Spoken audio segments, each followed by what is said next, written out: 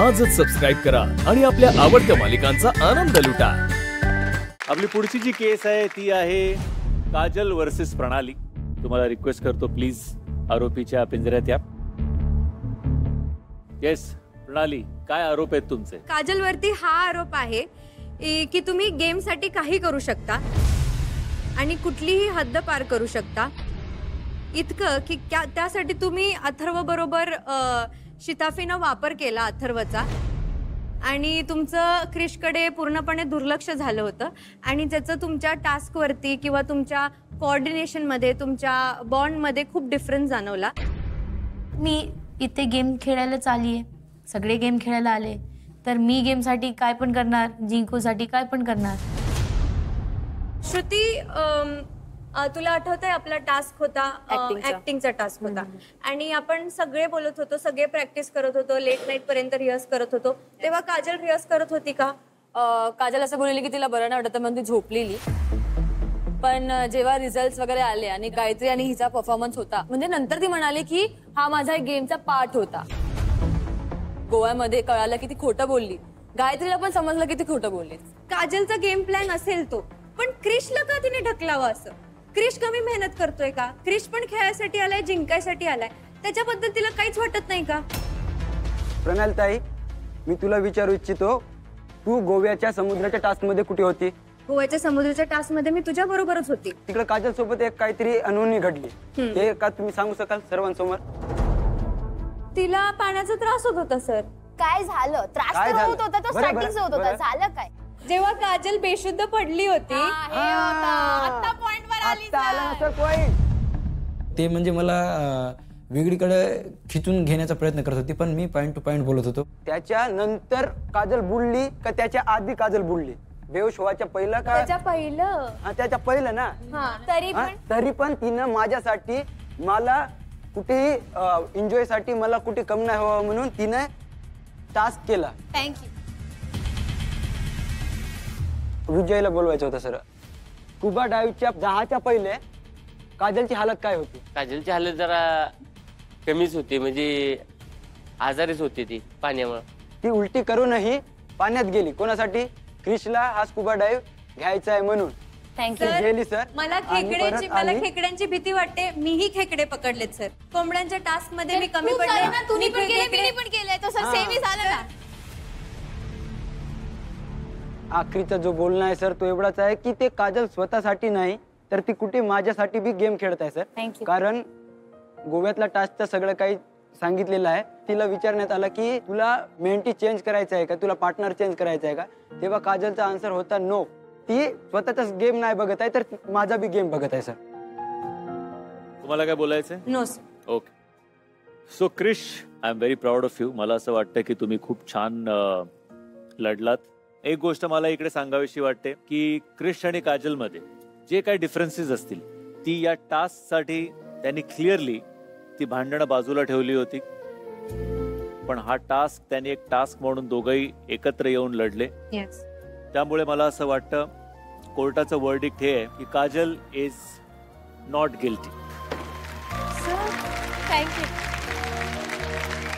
मला नाही आवडलं डिसिजन सरांनी सांगितलं काजल इज नॉट गिल्टी, कारण त्यांना बॉन्ड क्रिएट करायचंय। क्रिश कुठेतरी काजलसाठी भांडला तर त्यांचा बॉन्ड थोडा स्ट्रॉंग होऊ दे अजून आणि शोमध्ये ते पुढे जावे म्हणून त्यांनी नॉन गिल्टी प्रूफ केलं काजलला। आणि आता पुढची जी केस आहे ती आहे श्रुती विरुद्ध नीता।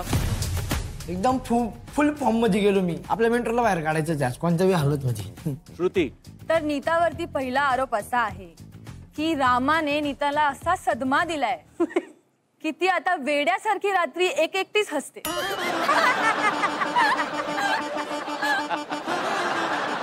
आणि यासाठी मी विटनेस बोलवते रेवती, अनुश्री, प्रणाली आणि काजल।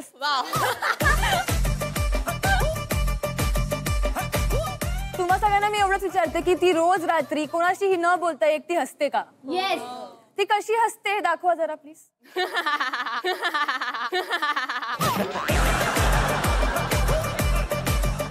तू एकटीच हसतेस का? हा, हसते मी।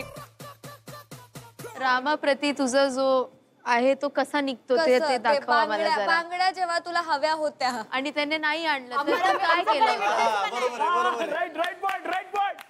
रामा माझ्या बांगड्या कुठे सदमा लागलेला याचा पॉइंट तुम्ही नोट.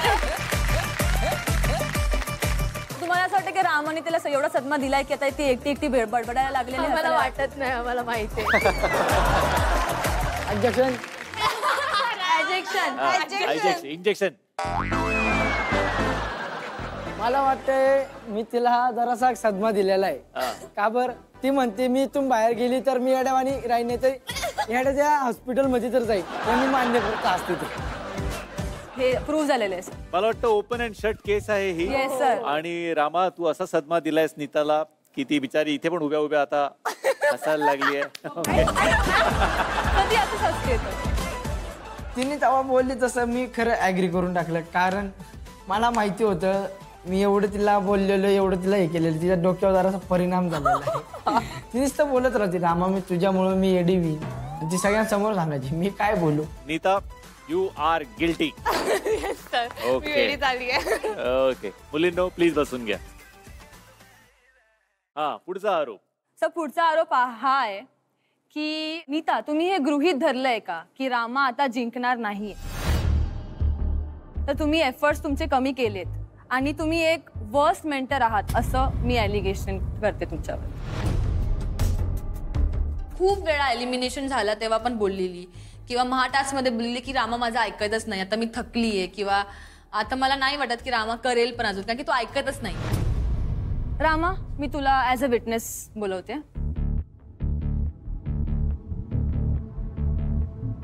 तुला ती दर टास्क मध्ये सपोर्ट करते का? अरे बाप आतापर्यंत इथपर्यंत पोहोचलं तिच्यामुळं. मग आता तुमची भांडणं का व्हायला लागलीत? ते भांडण्याचं पहिल्यापासून उतरायचे. पण का व्हायला लागलीत? मुद्दा का? हटकून मी नाव घेतो कोणाची बी, तिचं हटकून नाव घ्यायचो त्याच्यामुळे मी ते व्हायला लागलं. ते भांडणं करून तर आम्ही एकत्र होऊन जातो शब्दालाच. पण तुला काय वाटतं कोणाची चुकी असते? तुझी चुकी असते? माझी चुकी असती की नीताची चुकी असते? माझी चुकी राहते. बरोबर. Point to be noted sir. ह्याची चुकी असते. नीता मला सांग की रामा ऍज अ मेंटी कुठेतरी कमी पडतोय किंवा त्याच्यामध्ये ती कॅपेबिलिटी नाहीये? नाही, मी त्याच्यावरती चिडते कारण मला वाटतं त्याच्यामध्ये कॅपेबिलिटी आहे आणि तो त्या कॅपेबिलिटीवरती काम करत नाहीये, म्हणून मी त्याच्यावरती चिडत असते. रामा थँक्यू. खाली आहे. तर वीक 1 पासून आतापर्यंत हे लोक एकच टास्क जिंकलेत आणि सतत एलिमिनेशनच्या जेव्हा आपण महाटास्क असतो तेव्हा एलिमिनेशनला उभे राहिलेत सर. तर माझा मुद्दा हाच आहे की ॲज अ मेंटर ही एवढी कुठे कमी पडली की दर आठवड्यात ही एलिमिनेट व्हायच्या मार्गावर आहे? हे मुद्दा नाही आहे. ती 100% तिच्याकडनं ती एफर्ट्स टाकत होती. मुद्दा ती नाही, ती चुकली नाही, तिथं फक्त मी चुकायचो. मी तिला स्पष्ट सांगितलं का बरं ती 100% लावती, मी फक्त 50% लावतोय.